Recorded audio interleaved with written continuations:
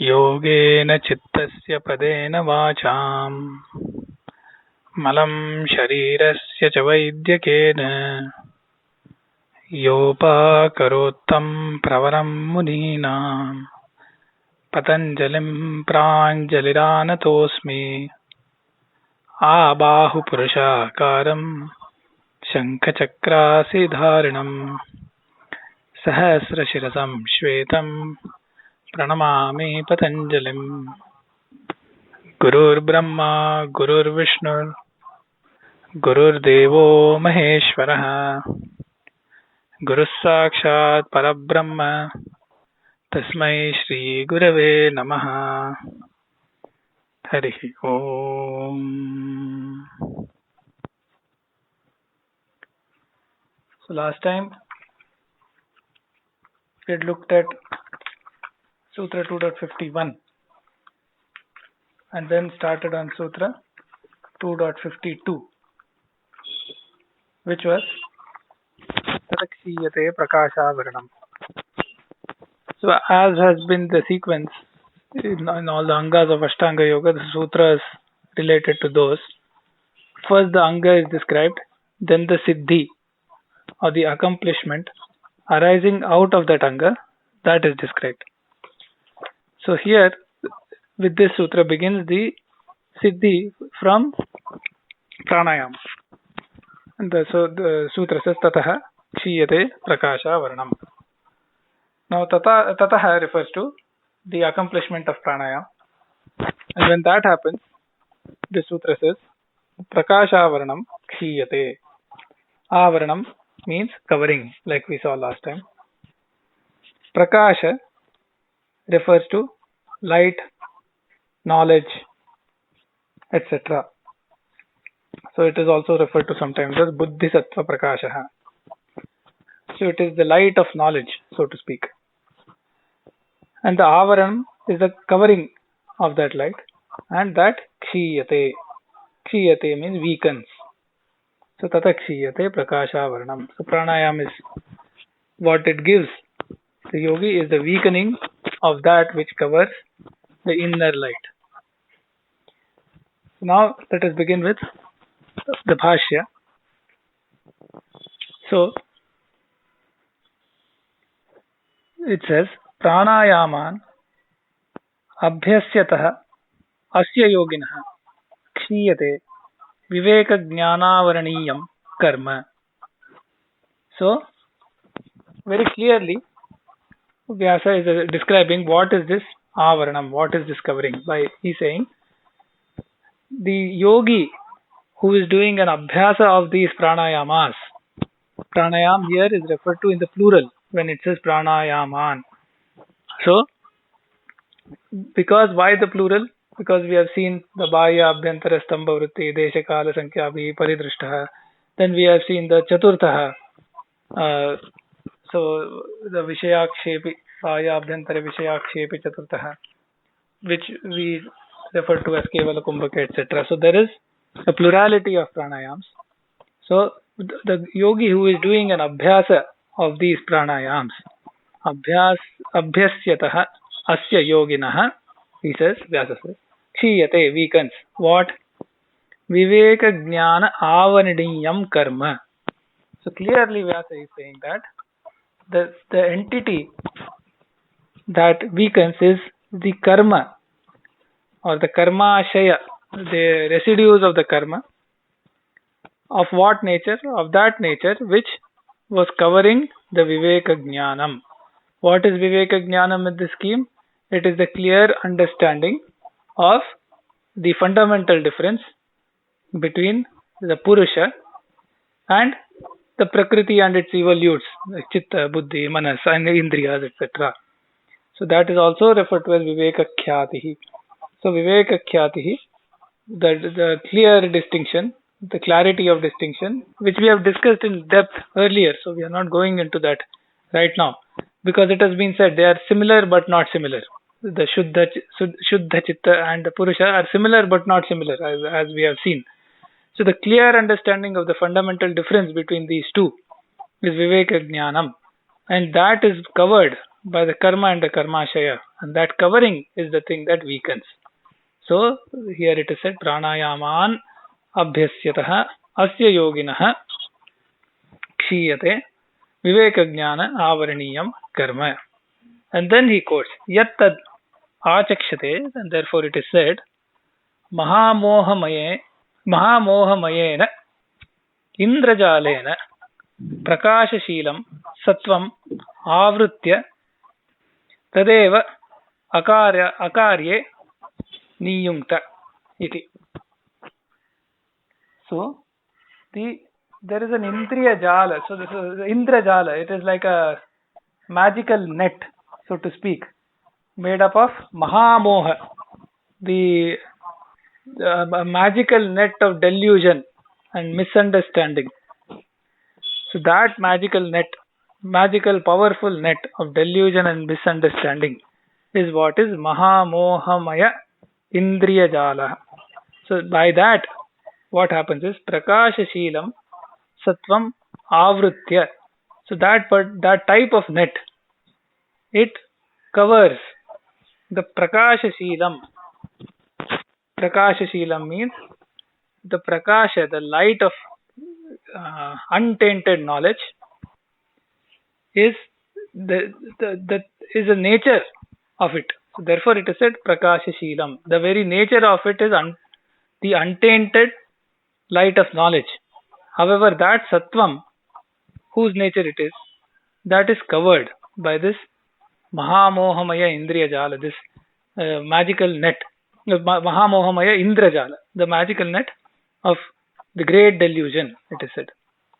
And it is that net, tad eva, it is that very net which is covering this prakasha shilam sattvam, that very net, tadeva akarye. Akarye means akarye niyungte, means it is that net which instigates one to do things which are not to be done. Akarya means thing that should not be done, adharma.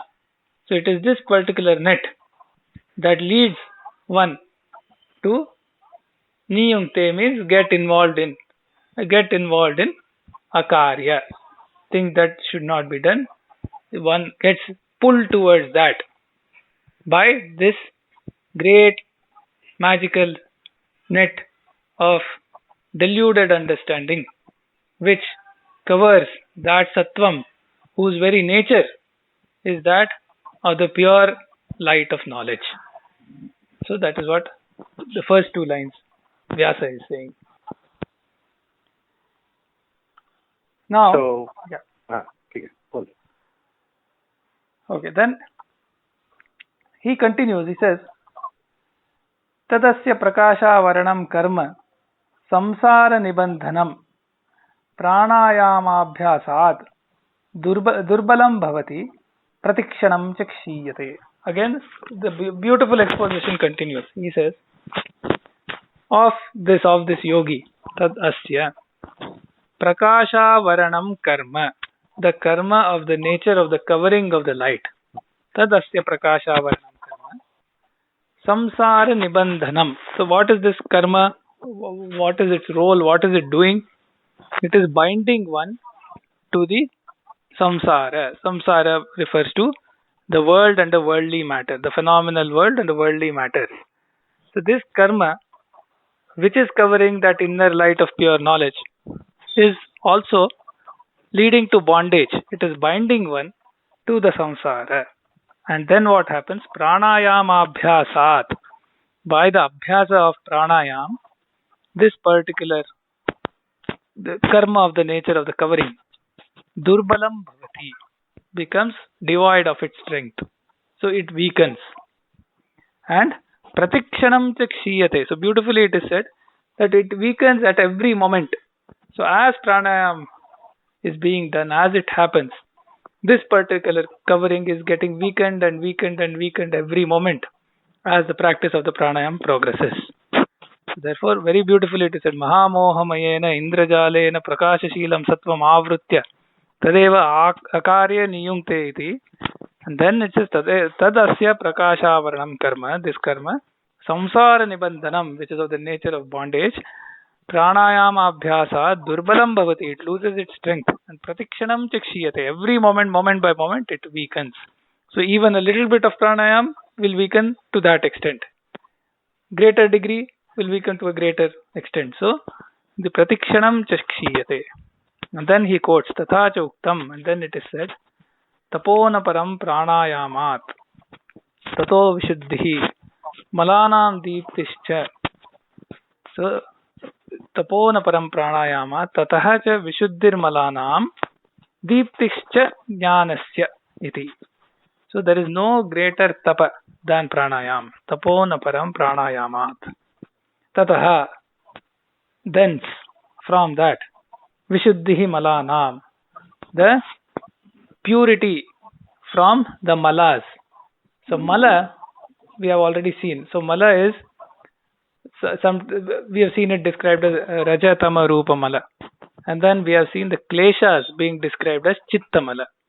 So here when it says vishuddhi malanam, it is those rajatama rupa malas of essentially the kleshas. So there is a vishuddhi, the purification from these malas. So the malas go away, and deeptihi, the light, the flame, jnanasya, the flame of the light of knowledge. So right at the beginning we had seen yoganga anushthanat asiddhakshaye jnanadiptihi aviveka khyate. It is joining back there to that statement where it says tapona param pranayamat tato vishuddhirmalanam deeptischa jnanasyeti. And therefore the siddhi arising from pranayam is of a very high caliber, very high power, because it is weakening that covering which is causing the inner light of knowledge of the viveka khyati to be obstructed. And there ends the bhashya. So the phalam of pranayama, rather pranayamas are being mentioned. So tatah kshiyate. So by pranayamas, there is some kind of dwindling, weakening, enfeebling, and then destroying of what, or destroying of what, or mitigation of what? Prakasha avaranam. Prakasha avaranam. Prakasha. Which prakasha? The prakasha means the spiritual luminosity. The luminosity that is in the region of Atma and Atma itself. The luminosity of the Atma and the luminosity that is there around the Atma, Purusha Tattva, Atma Tattva. So there is a lot of enveloping and clouding around it because of the havoc of our tendencies, our kleshas, our karma vasanas, our klesha vasanas, our psychosis, our neurosis, our mind, our empirical and temporal mind, cerebral mind creates lots of clouds around that light of the soul, light of the self, light of the Atma, which is sought in Paramartha Sadhana, Paramarthika Sadhana, what is called as spiritual practice. By pranayama, it says pranayama abhyastataha. So by the abhyas of pranayama, the viveka jnana, which is veiled and covered and enveloped. Now, what is it that enveloping? Like, the sun is enveloped by the clouds. Then what is this that is clouding the viveka khyati, viveka jnana, atma jnana, or what is generally referred to as spiritual knowledge, spiritual realization? So it is when enveloped by karma samskaras. So as seekers in yoga, we have to understand it is not possible that we will be succeeding in our yoga without any regard to what we do. The karma samskars, the karma. So it cannot be like this that I will keep on doing my yoga sadhana, but I will not bother about what I do. It is not a set of practice which is not related to what you do.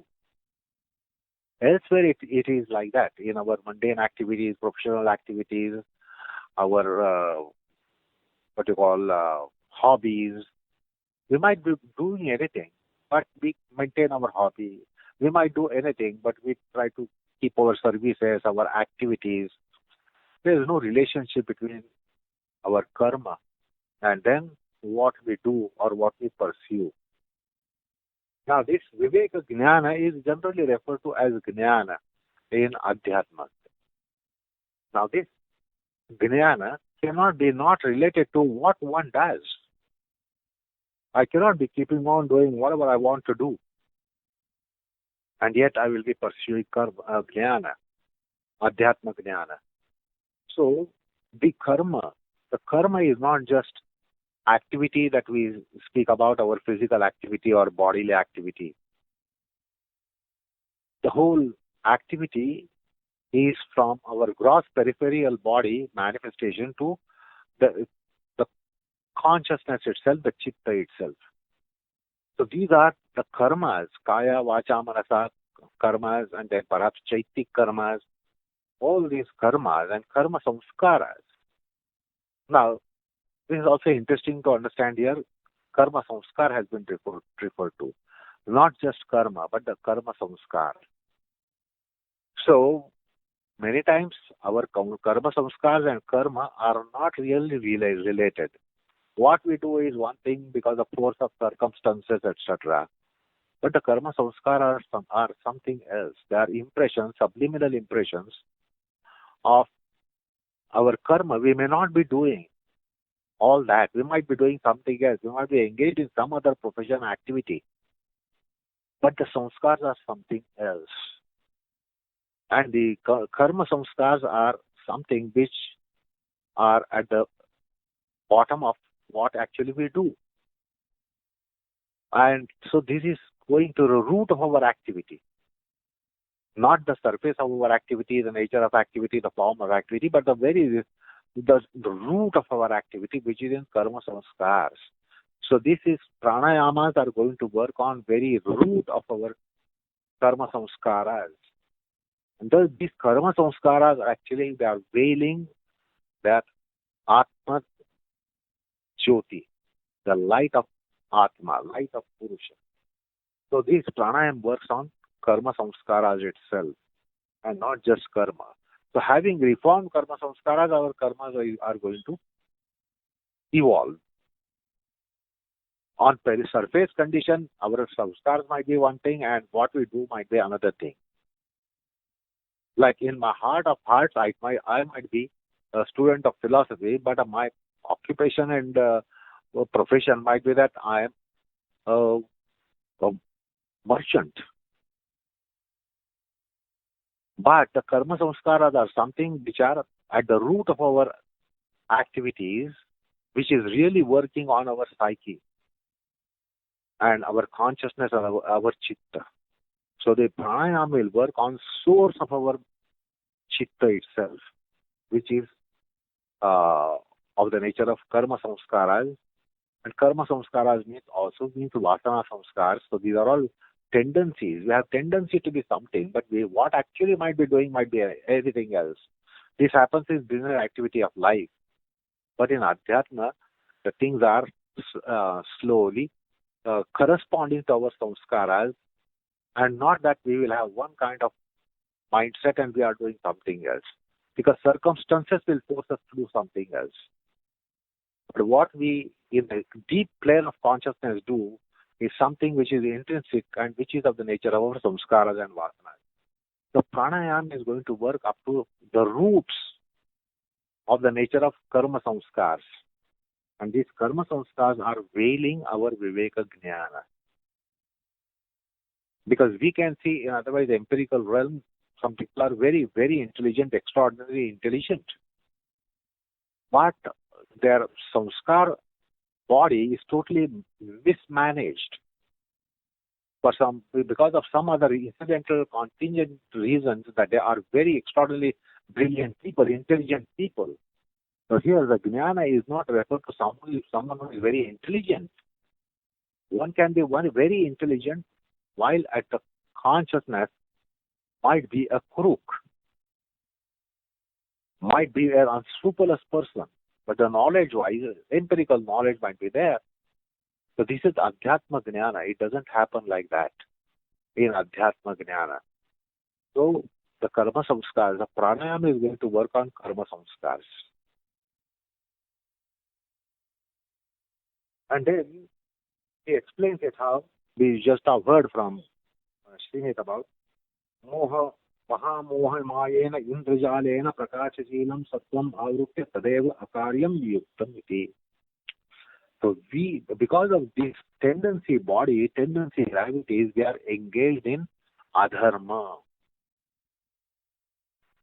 So many times the question comes to a spiritual seeker: how can be myself on the path of dharma?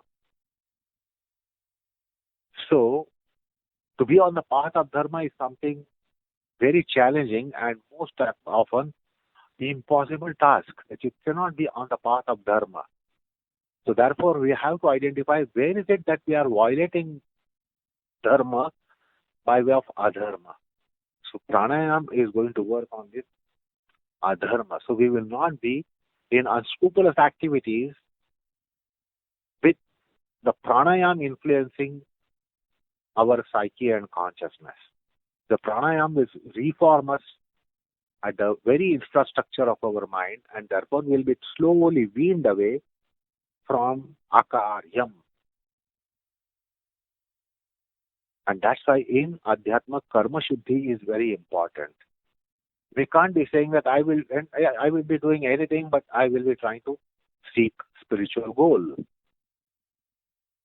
That is not possible. The Karma Shuddhi is so important, and that is also to be realized here by Vyasa's comment, that we will be reformed and will be weaned away by pranayam from akaryam, that is adharmam.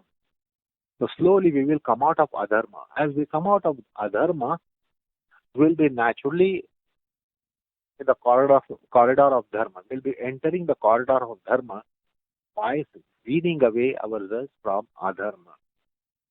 See how pranayam is working. Otherwise, pranayam means considered as some spasayam, oxygenation, exalted oxygenation of the system, decarbonization of the system, etc. So we have very narrow vision of pranayam, thinking that it is something to do with the breath and breathing. Because we are dealing with very peripheral role of the breath and breathing. Of course, pranayam is something to do with the breath. But the breath in pranayam can work on such depth that it will reform ourselves from our tendency body, in our tendency body. And therefore it is said to be param tapa. There is no tapa greater than pranayam, they say. And Vyasa quotes that. And many of the texts have said. So, point to be noted is that the pranayam is something where the prana is in management, the prana is managed, the prana is managing, the field of our embodiment is opened out for prana to be managing us. We are managed by our prana. Now, in our worldly life, we are managed by our tendencies, propensities, our gravities. While in pranayam, we are field open to be managed. So we will be managing prana. Prana will be managing us. And this is how the pranic management works. And the prana is a unique entity in our embodiment. Although usually when the body is described in Sankhya, 24 principles are identified in body, Prithvi, Tej, Vayu, Akash, Ashtada, Prakriti, or the Chaturvimshati aspects of Prakriti. And therein the prana is not usually counted, which is very much there in such a core aspect in our embodiment. And now breathing is one of the primary acts of the prana. The most fundamental and primary act of the prana is that we are breathing. And apart from that, everything that is functioning within us is working due to prana working. The life force, what we call as life force. And in yoga, this is an agency to be used. Usually we are used to activities by our mind, by our body, by our senses, by our intelligence, by our emotions, by our psychic consciousness. So these are all agencies through which we are working. But yoga has unique exploration that it says that we have an activity agency which is the breath and which is the prana. Now these are extremely unique entities. Rest of everything in us, which is an agency for our worldly activities or activities in life, they all have karmic backgrounds. They all have genetic background, genealogical background, ethnic background. They are all those gravities. Like we will be man, woman, young, old, of some caste, class, creed, race, gender, etc., family, genealogical background. Nothing is escaping all these gravities. But in pranayam and in the technology of yoga, the breath and prana are identified as something which are not in the gravities. They are not influenced by the gravities of caste, class, creed, race, status, gender, age, genetic background, genealogical background, ethnic background. Rest everything is working under those gravities. And that is why it's a unique agency which yoga technology identifies, yoga shastra identifies, yoga philosophy identifies, and that is being used in pranayama. And that is why the unimaginable activities are carried out. Otherwise, there are limitations to carry out activities through our body power, body prowess. Mind power, mind prowess. Intelligence, power and prowess. They have limited scope to work because basically they are all under gravities. The breath is ever fresh. The breath doesn't have caste, class, creed, gender, status, stature.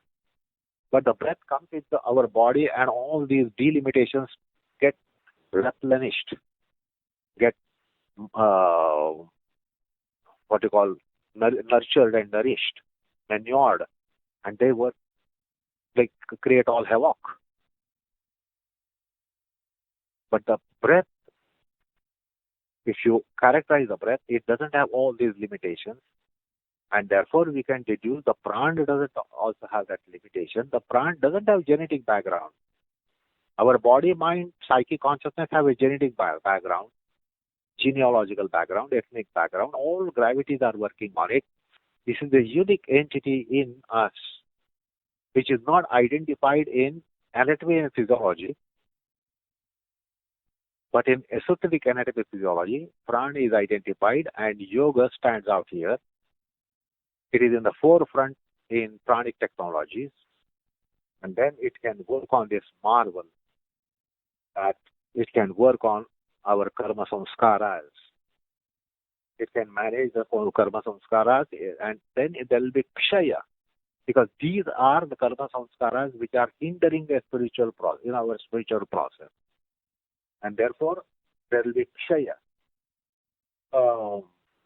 And then that's how viveka jnana will come up. The jnana of that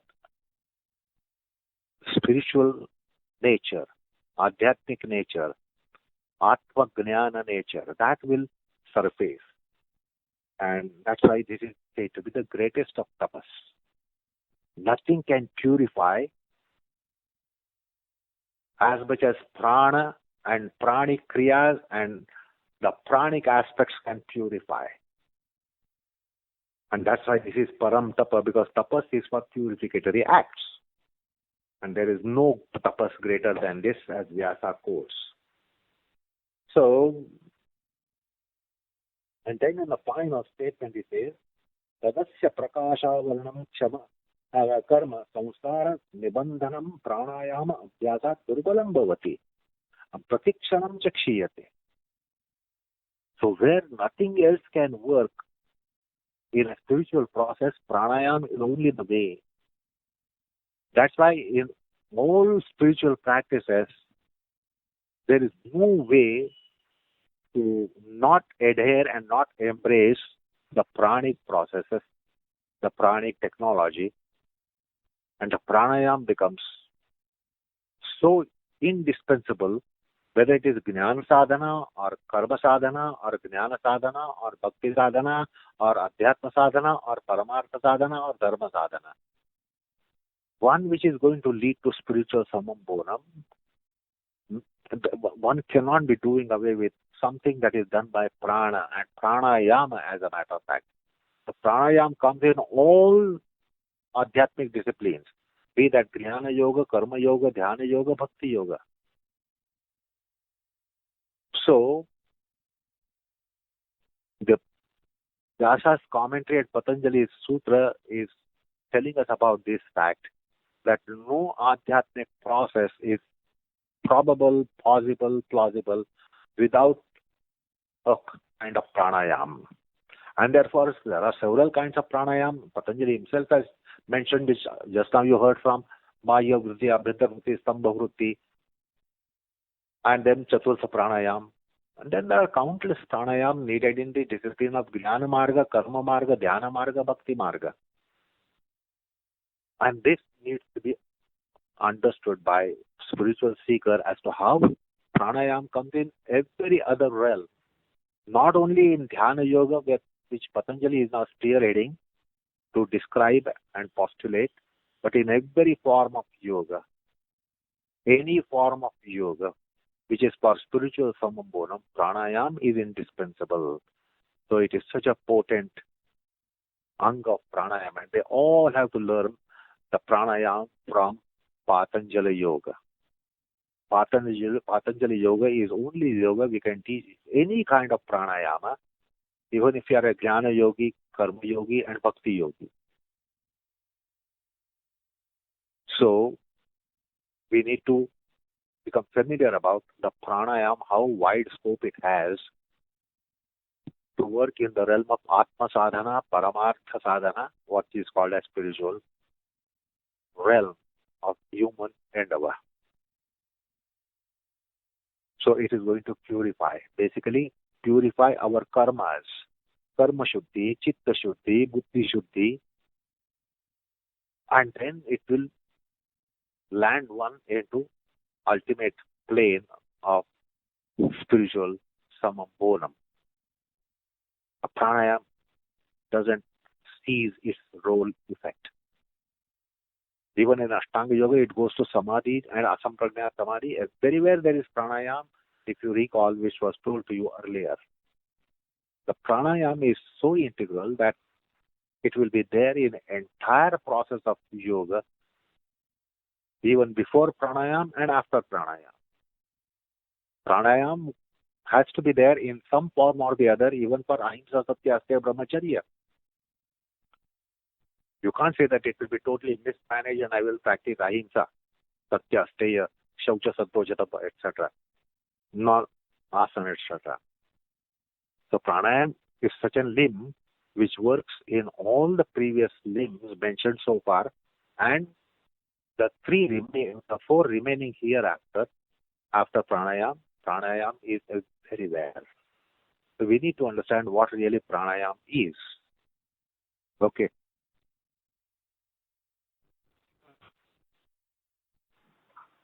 Okay.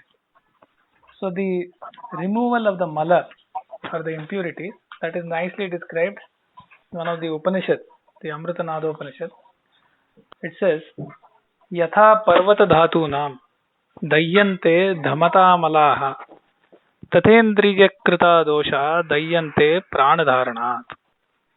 So just as the impurities in a rock or an ore are removed by a burning fire so that the pure metal, etc., can be extracted and by removing all the coverings. Similarly, by the prana dharanam, the indriya krita dosha, the dashendriyas, and even the manas as the indriya, the doshas and the karmas generated by them, those get burnt away. So the dayyante, they get burnt away by pranayam, the prana dharanam. And there in the elaboration, it further says that evam atha pranayamaihi lingadehashraya doshan dahet. So the doshas that are in the linga sharira can therefore be removed and purified through pranayam. Similarly, in the previous session, we had seen, and that was also referred to now, how pranayam itself, it is said, becomes pratyahar, becomes dharana, becomes dhyana, and so on. How it that very in that same sitting, so to speak, pranayam can transform into pratyahara and dharana and so on. And therefore, the pranayam takes sort of triggers the sequence that can end in samadhi. And as we have seen in the very first chapter, right at the beginning, yoga samadhi. So pranayam sort of serves as a key. And here we saw one of the siddhis or one of the phala, the fruits, which is rakshiyate prakasha varanam. Now we move to the next sutra, and Vyasa begins by saying kimcha, what else? And then another text it elaborates, it says samadhyanukula phalantaramaha. So another phala, another fruit, which is in the direction of samadhyanukulatvam, suitability for samadhi. Which is this other fruit coming out of pranayam, which is in the channel of suitability for samadhi? The answer is given by the sutra 2.53, which is next. It says dharana sucha yogyata manasaha. By this, the manas becomes fit, suitable, yogyam. So it obtains the yogyata for the dharanas. Dharanasu again is a plural word. So there is a plurality of possible dharanas. So dharanasu cha yogyata manasaha. Therefore, the manas, as in the manasendriya, it gets the eligibility, fitness for the having the dharanas. So that is the sutra. Dharana sucha yogyata manasaha. Now what is this dharana? As we have seen, there is yama, niyama, asana, pranayama, pratyahara, dharana. So there is we will see that anga of the ashtanga when we come to that. But here we are sort of having a forward pointer by saying one of the fruits of pranayam is making the manas suitable for the dharanas. Dharanas themselves will be described when we come to that particular anga. Now Vyasa, in his bhashya, he has a very short bhashya. He says, pranayama abhyasa deva prachardana vidharanabhyam va pranasya iti vachanat. So the Vyasa sort of emphasizes. He says, by pranayam, the abhyasa of pranayam alone, he says, by abhyasa of pranayam alone, what? Dharana sucha yogyata manasaha. So essentially Vyasa is saying, whatever this sutra said about becoming eligible, becoming fit for dharana, getting that fitness in the manas, in the mind for the dharanas, happens by the abhyasa of pranayam alone. He says, only that can bring this, says Vyasa. So he is further emphasizing by bringing in an exclusivity to this particular fruit. He says, abhyasa of pranayam alone can bring a yogi to a state that his mind is now fit and suitable for the dharanas. And then he refers back to the sutra in the first chapter, which we had seen in the context of chitta parikarma. And the sutra is prachardana vidharanabhyam va pranasya. Because in that context, which I started with Maitri, Karuna, Mudita, Upeksha, etc. and so on from a Chitta Parikarma point of view. If you, as you are aware, the first chapter is about the Uttamadhikari yogi of the highest caliber, and for him, getting the Chitta ready, and there were a few steps so that you can cross over antarayas, obstacles, and so on. So getting the chitta ready, one of those in that list was prachardana vidharanabhyam va pranasya, by the drawing in, letting out, etc. of the prana, which was an indirect reference to pranayam that we see now clearly established, because the sutra in the pranayam, Vyasa is referring back to that sutra from the first chapter, and therefore there is a cross reference between each other, which establishes that when in the first chapter it was said prachardana vidaranabhyam va pranasya, it referred to this particular phalam of prana, which makes the yogi's manas, the mind, suitable, fit, eligible for the dharanas, which further later, of course, lead into samadhi, which is yoga. So that is Sutra 2.53 and its bhashya. So, Vyasa enunciates what more happens. Kimcha. Apart from Prakasha Varnam Kshaya, what else happens? So this sutra comes Dharana Sucha Yogyataha Manasaha. So it gives qualification, credentials, and empowerment for the limb, which is called Dharana. And we know that is the sixth limb in Ashtanga Yoga. The seventh being Dhyana and eighth being Samadhi. So, Patanjali interestingly says here that it gives qualification for Dharana. And then, therefore, it is to be deduced that, therefore, the Pratyahar too is a part of it. That means qualification to Pratyahar also is there. Otherwise, logically, Pratyahar comes after Pranayam in Patanjali's treatise. So it seems to be proper to say that Pranayam succeeds and gives a corridor for Pratyahar and qualification for Pratyahar. But then we see that he has taken a bypass. The bypass means it includes qualification for Pratyahar, accomplishment of Pratyahar, Yogyata for Pratyahar as well. Yogyata for Dharana means Yogyata for Pratyahar as well. So it will be also interesting to identify what the relationship between Pranaya and Pratyahar.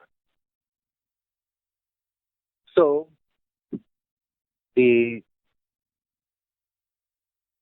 Dharana Suchi Yogyata means, as Vyasa has pointed out, as earlier it has been mentioned about a sutra in Chitta Parikarma. Prachardan Vidhanabhya va pranasya. So where we are told that Chitta Parishuddhi will take place for prana, by prana, as an alternative means mentioned in the topic of Chitta Parikarma. Now when the Chitta Parikarma is taking place, it implies that it becomes a yogic mind, and then it proceeds towards yoga actualization of it by way of dharana, dhyan, samadhi. So the pranayam does the purification of chitta.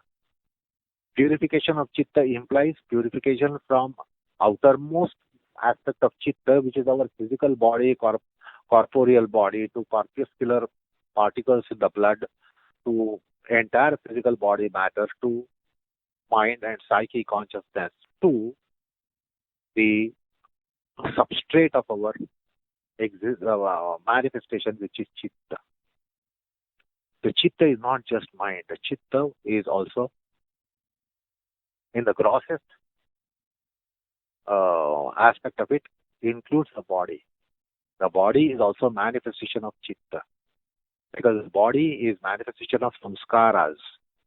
and the samskars pertain to chitta. They are in chitta. They are of chitta. So when the chitta word is used in yoga, it is not mind. Because otherwise we differentiate between body and mind. We say this is body and that is mind. Whereas when the concept of chitta is to be considered, it is the entire embodiment. The grossest of it is our physical manifestation of corporeal body to every layer of our embodiment up to core consciousness.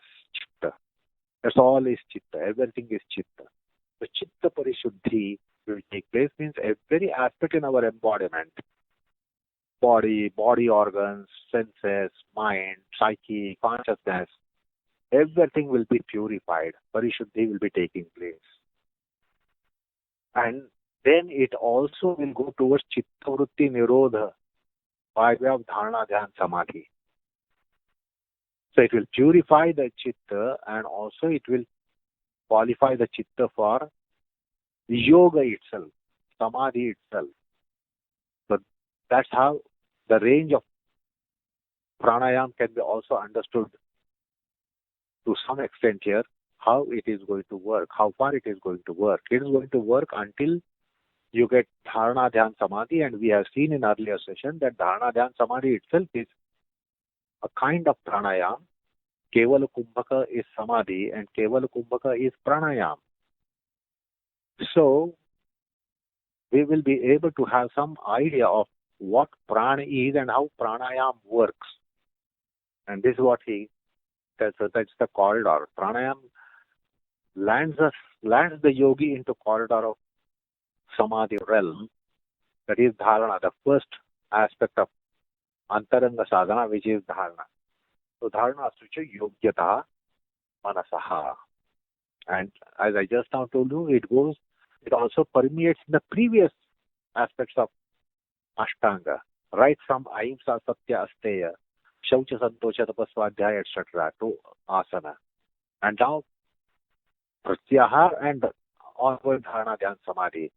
To see the pervasiveness of pranayam is to be understood. No part of yoga is without pranayam. We naively think that this is pranayam practice and this is some other aspect of yoga. I am practicing ahimsa, practicing satya, I am practicing asana, etc. We think it is devoid of pranayam. So that is very naive to be taking that way. Pranayam is so pervasive in yogic processes that nothing is out of its realm, out of its zone. Everything is pranatmaka and pranayamatmaka. Any aspect of yoga is pranayamatmaka. There is always a pranayam, even in being in ahimsa, being in satya, being in asteya, to whatever extent it is, anuvrata to mahavrata, the pranayam is there. This is something that we have to understand. And now we are told that pranayam also extends and permeates the subsequent limbs, pratyahar, dharana, dhyan, samadhi. So how pranayam is subsuming, pervading the entire process of yoga can also be deduced from this sutra at this point in time. Okay. Yes. So with this Sutra 2.53, we complete the set of sutras on pranayam, and then we will be moving on to the next anga in the Ashtanga, which is pratyahara. So the next sutra is 2.54. Svavishaya samprayoge chitta swarupanukara ivendriyanam pratyahara. So that sutra we can take up in the next session with the sutra and associated Vyasa's Bhashya. So today we'll stop here and recite the shlokas on Guruji. वैज्ञानिक प्रवक्तृत्वे आसनेषु कलाविदम् योगाभ्यासे च तत्त्वज्ञं वन्देऽहं सुन्दरं गुरुम् योगवृक्षो हि लोकेऽस्मिन् यत्प्रेरणेन वर्धितः योगाचार्य गुरो तुभ्यं सुंदराय नमो नमः. Thank you. नमस्कार बाबा.